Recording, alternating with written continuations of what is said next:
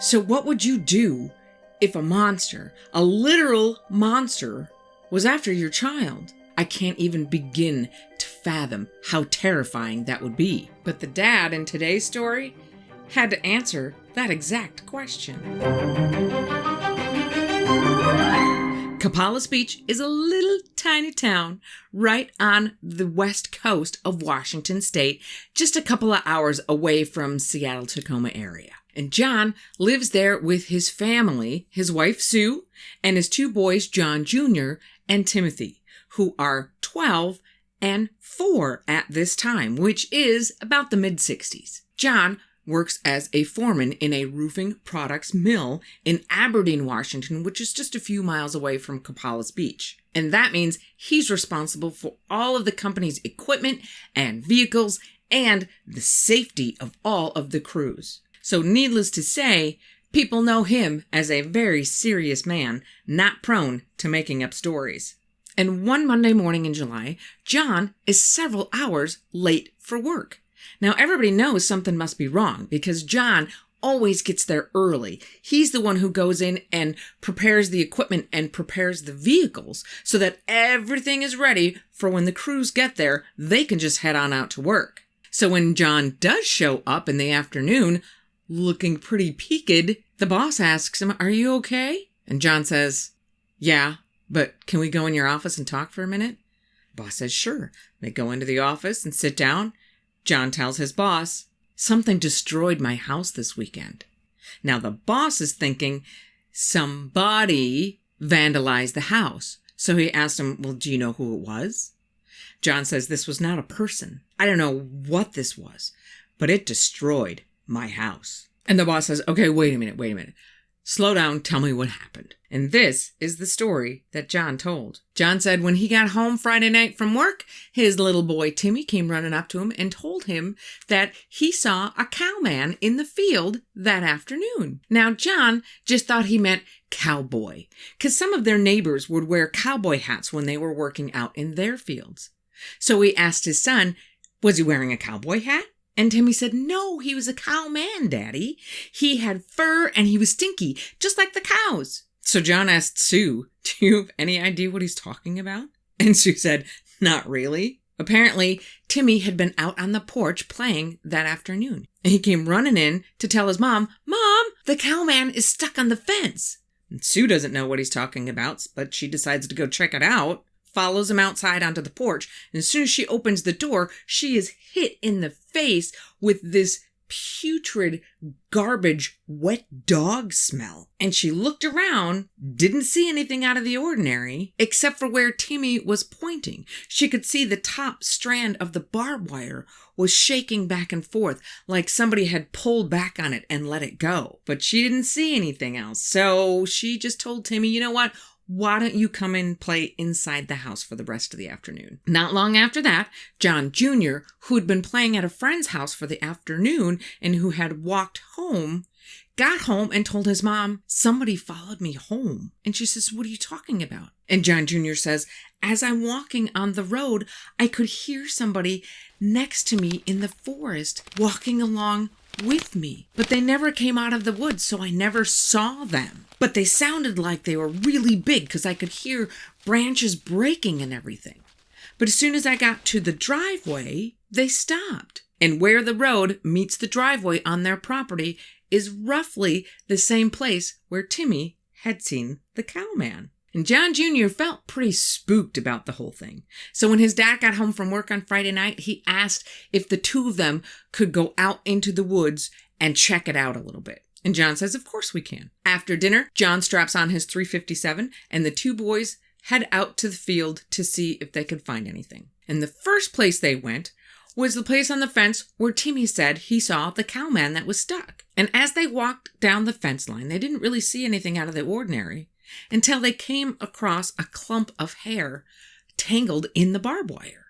And John tried pulling it off, but it was really stuck. So he had to get out his buck knife and cut it out. And it was a pretty good chunk with what looked like a little chunk of flesh even stuck on one end.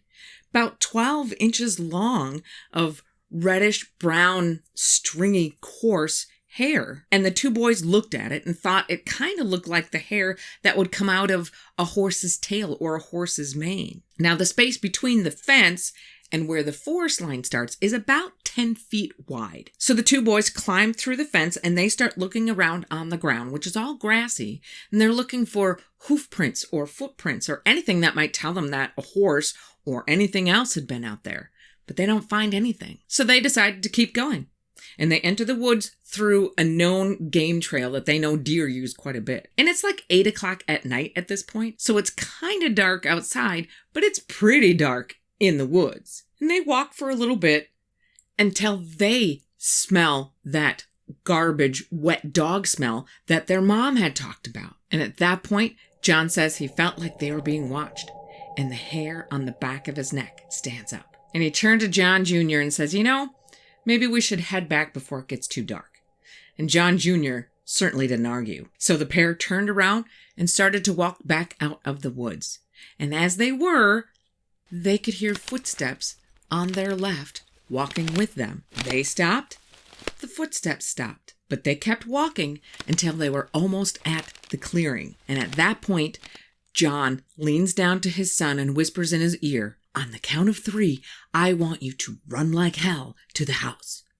And John Jr. nodded, and John whispers, 1, 2, 3. He gives his son a push in the back to get him on his way, at the same time turning around 180 and heading back into the woods toward the sound. And as he's running, he pulls his gun and veers off the trail into the underbrush. Now, the underbrush is full of bushes and ferns, so it slows him down quite a bit. But he can hear whoever it is heading deeper into the woods in front of him. John says he's thinking he's dealing with a vagrant who's maybe camped out in the woods, maybe scoping out the neighborhood houses to see who he can rob at night. And John is a pretty big dude who can handle himself in just about any situation, and he's got a big gun. So he's really not worried about confronting a vagrant in the woods. So he stops to listen, and he hears whoever it is stop as well, just a little bit in front of him. And as he's looking in that direction, he can see a little bit of movement right behind a tree, like somebody's trying to hide behind it. So he levels his gun and says, "Come on out, nice and slow, or I swear to God I will come in there and shoot you." And everything was quiet for a few seconds, until he thought he saw some movement out of the corner of his eye. So he spun around to get a better look, and he could see something moving through the dense ferns. But with all the foliage, he couldn't really get a good look at it. But it was moving away from him very quietly on 4 legs, and he was only like 15 feet away from him. He thought it was a bear, until he saw a huge, hairy arm with a human-like hand reach out from the brush, grab a tree, and use that tree to pull itself upright out of the brush, stood up on 2 legs, and turned to glare at John. It was enormous, over 7 feet tall, and at least 3 to 4 feet wide at the chest. Now, it was too late in the evening for John to really make out many of the features, but he said it looked like it had 2 glowing red eyes, and he could see its teeth, like maybe it was curling its lips back in a snarl. And the 2 of them just stood there, staring at one another for a few tense moments. Until, in a flash, the beast pushed off that tree he'd been holding onto, which was about 4 inches in diameter, and it snapped right in half with the force. He had pushed himself off to propel himself in the other direction, where John says he disappeared into the undergrowth in a flash, but sounding like a bulldozer. And John just stood there in complete shock, until he realized the direction that the beast was traveling was the same direction that his son was traveling. So he snaps out of his paralysis and runs to hit the trail, because he knows he can run faster on the trail. And he is hoping to get out of the woods as fast as he can and hopefully head off this creature before it could get to his son. And the whole time he's running, he can hear this thing crashing through the woods not far from him. And as he hits that clearing, he scans around looking for his son. And John Jr. is there, just on the other side of the fence where he's waiting for his dad. And John screamed at him, "Run to the house!" as he looks over and he sees this thing come out of the woods about 50 feet to his left. And this thing crossed that 10 feet between the woods and the fence and went over the fence in 2 strides and was running parallel with John Jr. in a matter of seconds. And John stopped and pulled his gun and aimed it at the creature, but he couldn't fire because John Jr. and the house were in the line of fire. So John vaults the fence and he's running toward his son, who he knows is never going to be able to make it to the gate before this thing runs into him. So he fires a shot at the ground, hoping that maybe he can just scare this thing off. But instead, this thing speeds up and alters its course to a collision course with John Jr. And as John is running toward them, he hears John Jr. scream as he sees the creature dip his shoulder down, and the next thing he saw was John Jr. flying through the air about 10 feet and hitting the ground rolling. The creature didn't stop running. It kept running and it looped its way back until it was running back toward the woods. And as soon as the line of fire was clear, John let off 5 rounds into that creature. He's pretty sure they all went wild because the creature never stopped and the creature didn't make any noise. It just kept going until it disappeared into the woods. So John goes running to John Jr. and helps him get up off the ground. And John Jr. is a little shaky and he asks his dad, "Was that a bear?" John Jr. had been so busy running, he didn't even see what it was that was chasing him. He just said something big and black suddenly ran into him. He felt a paw on his butt and he was airborne. So as soon as John knew that John Jr. was okay, the 2 of them ran through the gate into the house, shut the door behind him, and locked it. And immediately, Sue comes running in, wanting to know why there are shots being fired in her yard and what is going on. And as soon as John could breathe again, he told her to go lock the back door. He's calling the sheriff. This is before the days of 911. So John picks up the phone and starts dialing the number to the sheriff's department. And as it's ringing, he's thinking to himself, what am I going to say? Because he realizes what an idiot he's going to sound like to the sheriff when he tells the sheriff he just got chased out of the woods by the boogeyman. And he just told Sue it was a large animal because he did not know how to tell her that Tim's Cowman was indeed real and far more terrifying than they could have imagined. And he just told everybody to keep the doors locked and stay away from the windows. By around 10 o'clock, both boys were in bed, and John and Sue sat down to watch the 10 o'clock news. And soon they started to hear this moaning cry, almost like the siren for the volunteer fire department. And it would end with this whoop whoop, and it was coming from the woods opposite the house. And Sue says, "What the hell is that?" And John says, "That's Tim's Cowman." John breaks down and tells Sue exactly what happened to him and John Jr. in the woods. And Sue gets hysterical and wants to call the sheriff. And John says, "You can't do that. They're gonna think we're nuts. I will handle this." And she says, "Well, you better. And I don't want either of the boys playing outside until whatever that thing is, it's gone." And the howling went on until about midnight. And John wanted to stay up and watch the house, but the day's events had just totally wore him out. So he went to bed probably about 1 a.m. and the rest of the night was totally uneventful. The next day is Saturday and everybody slept in. By the time John and Sue got out of bed, both boys were sitting in front of the TV, eating cereal out of their bowls and watching Saturday morning cartoons. And John Jr. tells his dad, "I heard the bear rubbing up against the house last night, but I was too scared to get up and tell you." And Timmy says, "The Cowman talks funny." And John stops cold. "When did you talk to the Cowman?" And Timmy says, "Last night, in my room." John says, "The Cowman was in your room?" And Timmy says, "No, Daddy, the Cowman is too big for my room. He was talking at me through the window," and goes back to watching his cartoons. And John asks, "What did the Cowman say, Tim?" And Tim says, "He talks funny. I don't know what he said, but he sounded like ooh, ooh, ah, ah." And John, breaking out in a cold sweat, asked Timmy, "Did the Cowman try to get in your window? And Timmy says, no, he's too big for that. He just made funny faces. He has Lincoln log teeth.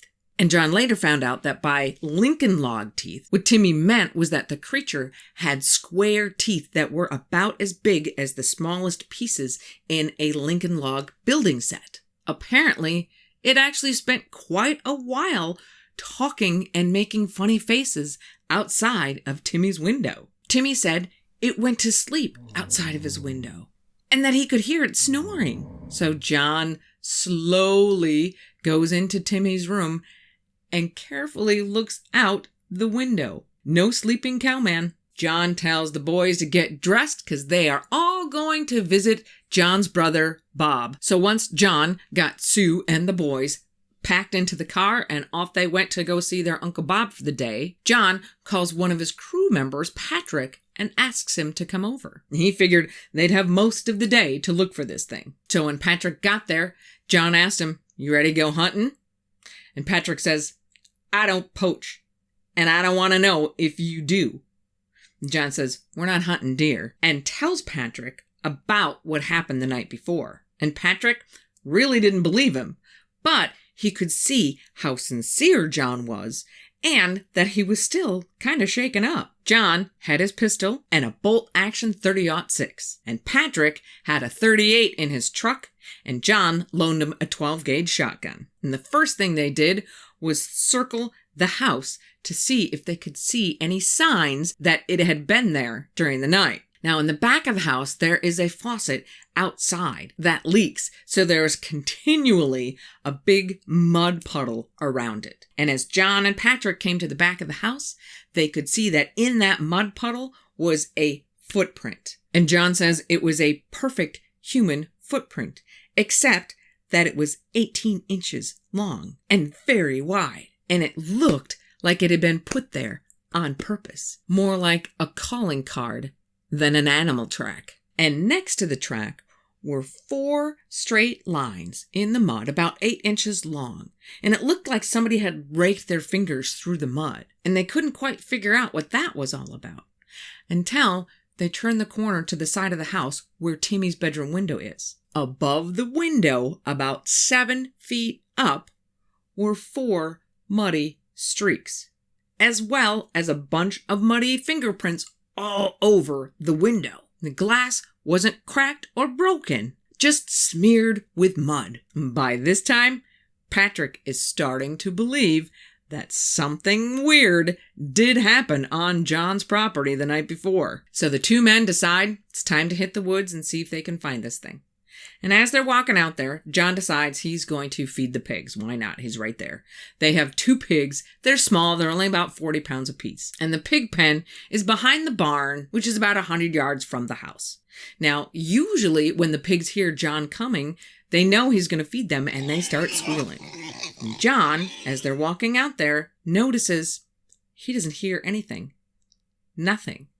And as they round the barn to look at the pen is empty. No damage or signs of a struggle. The pigs are just gone. And John decides it's time to go kill this thing. So John and Patrick enter the woods on the same game trail that John and John Jr. had the night before.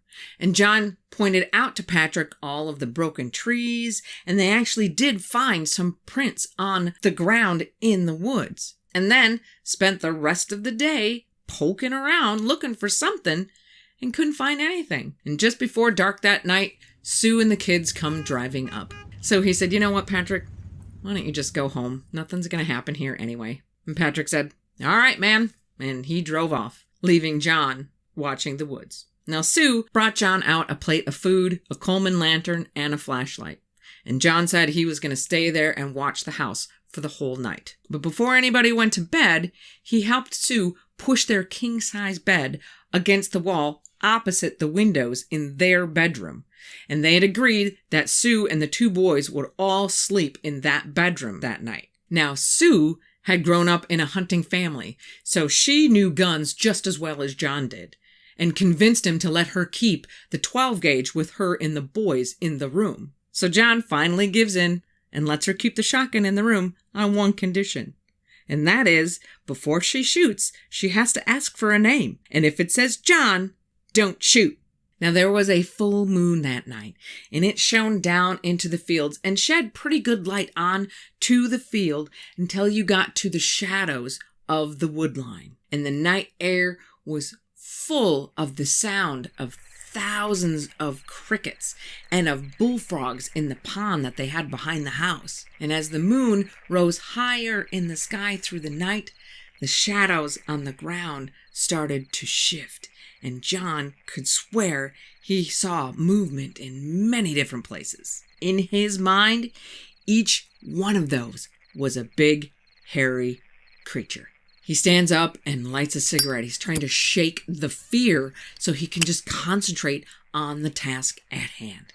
And as he's smoking, he wanders over to one end of the porch and finds himself staring into the open barn doors that are all shadow dark. But something was different, and he couldn't quite place it. And the front of the barn was open facing the house, but the moon was hitting it on the side, making it too dark to see inside the barn. So he just stood watching that black opening, finishing his smoke and thinking about his missing pigs. And that's when he realized what was wrong. There were no more crickets and frogs.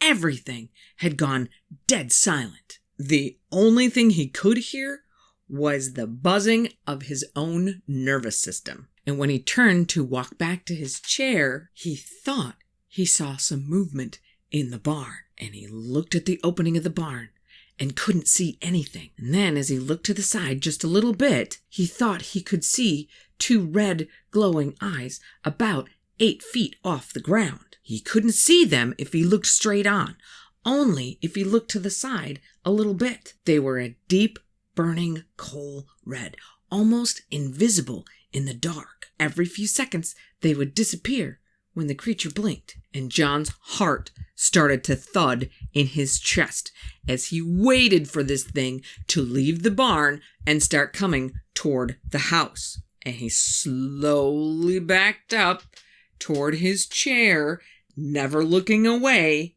and picked up his .30-06. He then walked back to the end of the porch and watched and waited. And he stared at those red eyes for what seems like hours until they blinked out and didn't come back. And he watched intently for a few more minutes. But they didn't come back, and he didn't see any movement. So he thinks for a second, and he picks up his flashlight and turns it on. But the flashlight is too weak to penetrate the darkness all the way into the barn. He has to get closer.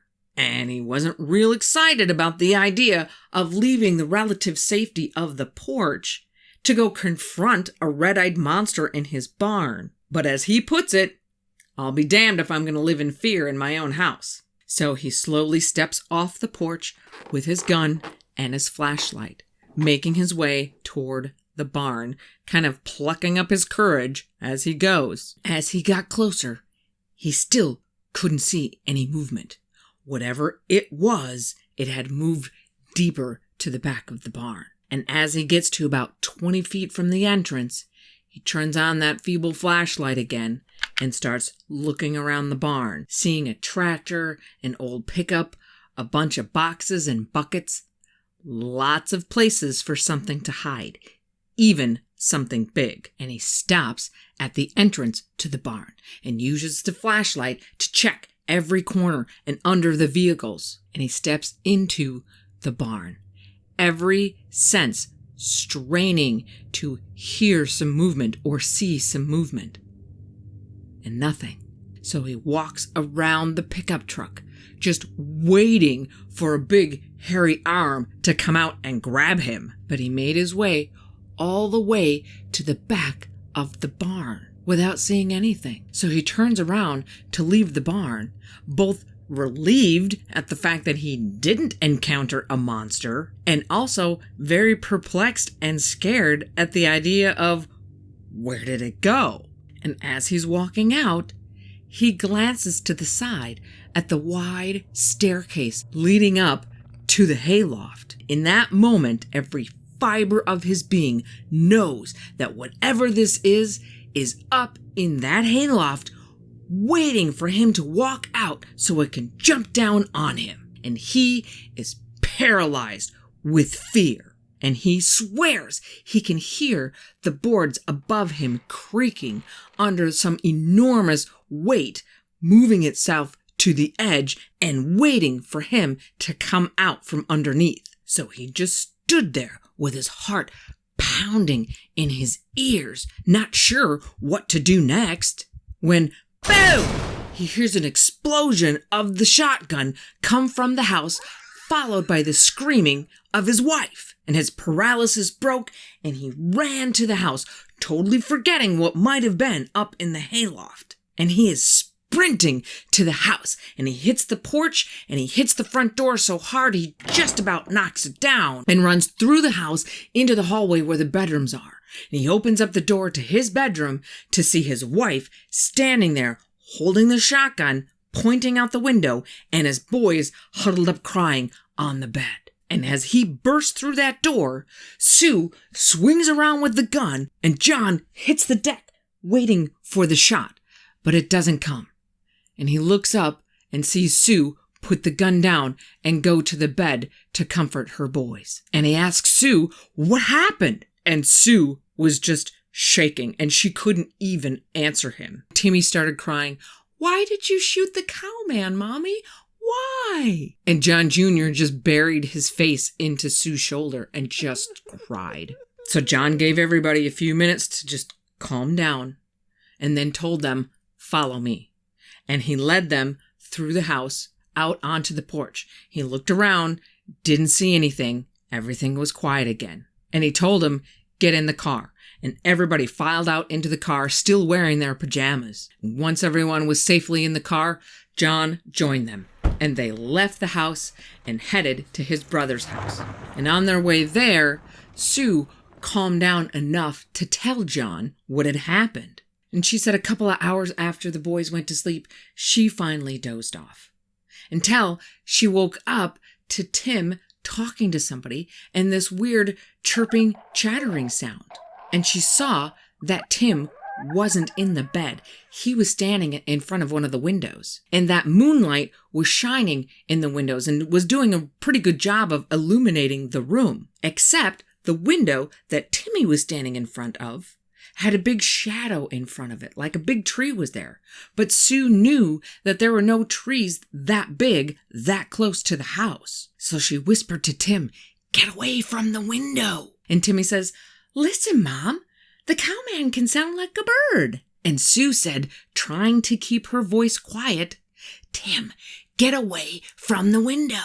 And right after she spoke, the noises changed. It changed from that chirping, chattering to more like gibberish, almost human-like speech with a couple of pig snorts thrown in. And at this point, John Jr. wakes up and he says, "What is that?" which seemed to incite the creature, who started pounding on the outside of the walls hard enough to make the wall shake. That made John start to scream. And Timmy yells, "Be quiet! You're gonna scare him away!" Sue yells at Timmy again, "Get away from the window," as she turns around and grabs the gun. And as she gets out of bed and starts going toward Timmy, the creature leans in the window and looks right at her. And she screamed and pointed the gun at it, but she was afraid to shoot because Timmy was in the way. So she started to move forward to grab Tim when there's an explosion of glass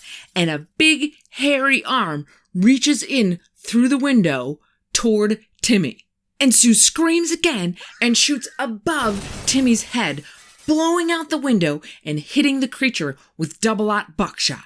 And it jerked backwards out of the window and disappeared into the darkness. And a few seconds later, she heard it screaming on its way to the woods. It was trying to get Tim. It was trying to get my baby. And Sue started crying, and John did his best to comfort her as they drove to Bob's house. So John and his family stayed that night and the next night at his brother Bob's house. And he told his brother what had happened and could tell that Bob really didn't believe him. And Bob agreed to go with John back to the house Monday morning before work. Because in their rush to leave, John had left the front door wide open, and he was afraid that wild animals or vandals could get into the house. And when they got to the house, it looked like a tornado had hit the inside. The couch was upside down.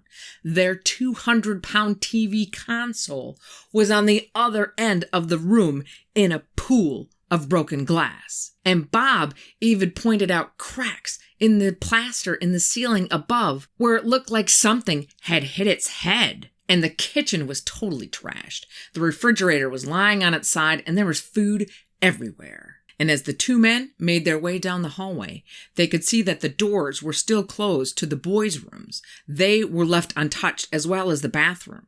But the master bedroom was also a disaster. Pillows ripped up and feathers everywhere. A chest of drawers that they had was knocked over. A big mirror they had on the wall was all smashed. Bob just looked around and said, "You better call the police." And John says, "And tell them what? Bigfoot destroyed my house?" So the two men just leave the house.